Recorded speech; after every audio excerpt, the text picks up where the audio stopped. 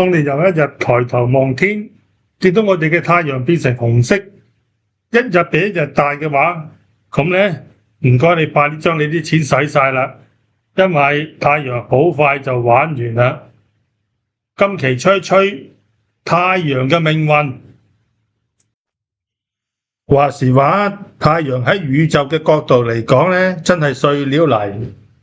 單單我哋嘅銀河系都估計有幾千億粒咁嘅星啦。我哋太陽其實係點樣嚟嘅呢？啲科學家就話，太空呢有好多由氫氣原子組成嘅星雲四圍咁飄，呢啲咁嘅氫氣星雲呢，飄下飄下呢，就受到自己嘅引力影響，就越走越埋，就開始聚攏成一粒原始嘅星星啦。啲原子越走越埋，就越嚟越逼，溫度就越搞越高。當啲溫度升到1000萬度咁上下呢，呢啲咁嘅氫氣原子呢，就會產生核反應，結合成為啲氦原子，同一時間呢，就釋放咗啲光同埋熱，形成咗我哋嘅太陽啦。其實太陽呢就有大有細嘅，我哋嘅太陽呢就大過地球好鬼多嘅，但係其實論大細呢，我哋嘅太陽其實係超細碼啫，半徑呢就得60萬公里。但係我哋已知嘅最大嘅太陽呢，係比我哋嗰粒呢大成2000倍嘅。但係同男人一樣啊，唔好以為越大就越好喎。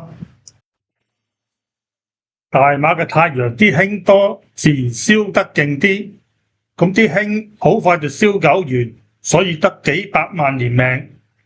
而我哋細細粒嘅太陽就慢慢咁燒，隨時可以有過百億年命咁長嘅。當個太陽啲氫差唔多用完，星球嘅命運就開始終結啦。核反應減慢，冇辦法再抗衡引力，就會向內快速收縮，導致星球嘅溫度同壓力急升啦。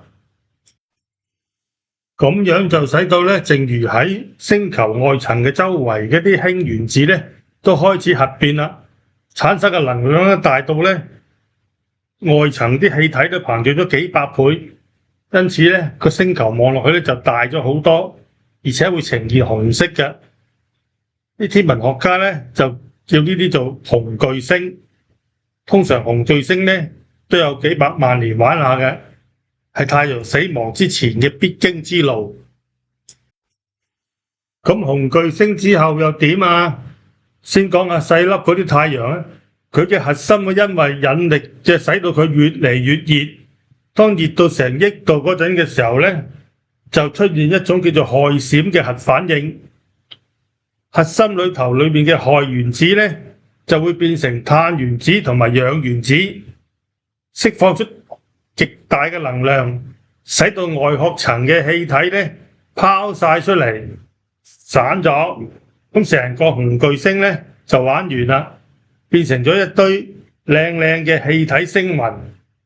例如呢個天琴座嘅 M57就係其中一個，靚唔靚啊？好啦，射晒啲嘢出嚟，當然係舒服晒啦。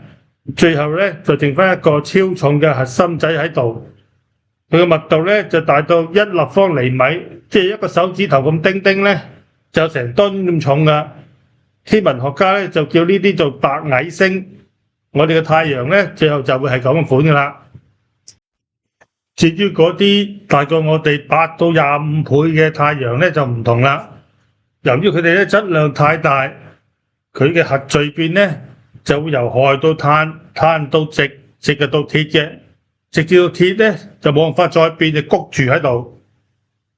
但係呢，佢嘅核心仍然受到個引力影響而不斷向內縮喎。咁樣縮法縮下縮下呢，跟住就頂唔順，梗係爆啦！呢下爆炸真係唔係講得少啦，成粒星啲外皮呢全 Q 到爆晒出嚟。呢下爆炸呢，足以令到成個銀河系都會發光嘅。啲科學家呢，就叫呢啲做超新星爆炸。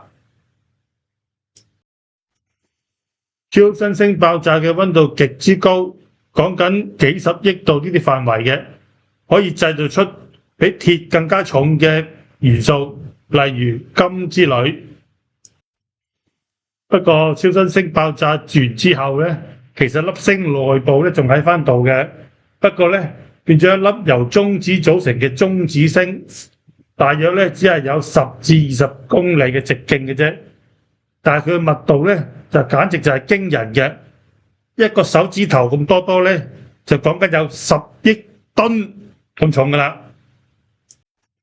不過都未算勁，有啲超大嘅太陽咧，講緊大過我哋25倍嗰啲太陽咧，佢哋喺超新星爆炸之後咧，剩返嘅唔係中子星，而係宇宙最強最恐怖嘅黑洞。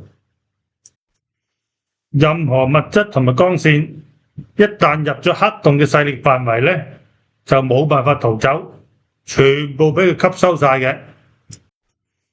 咁人類有冇觀察過邊啲嘅超新星爆炸呢？當然有啦。比較出名嘅超新星爆炸咧，就有一粒叫做天關客星，喺公元1054年金牛座嗰度發生嘅，勁到咧喺地球上用肉眼都睇到，連古代中國嘅宋朝文獻都對呢次嘅爆炸有記錄。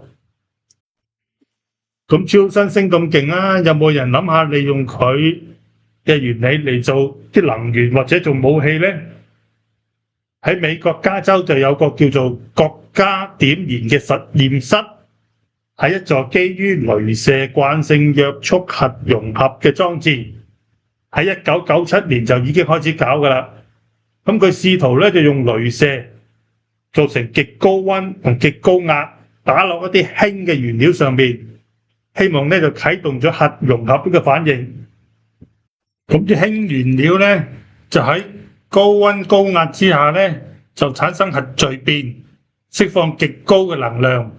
原理咧就有啲似超新星爆炸咁嘅，搞咗20幾年，用咗好多錢，終於咧就喺2022年12月咧就搞到啲眉目。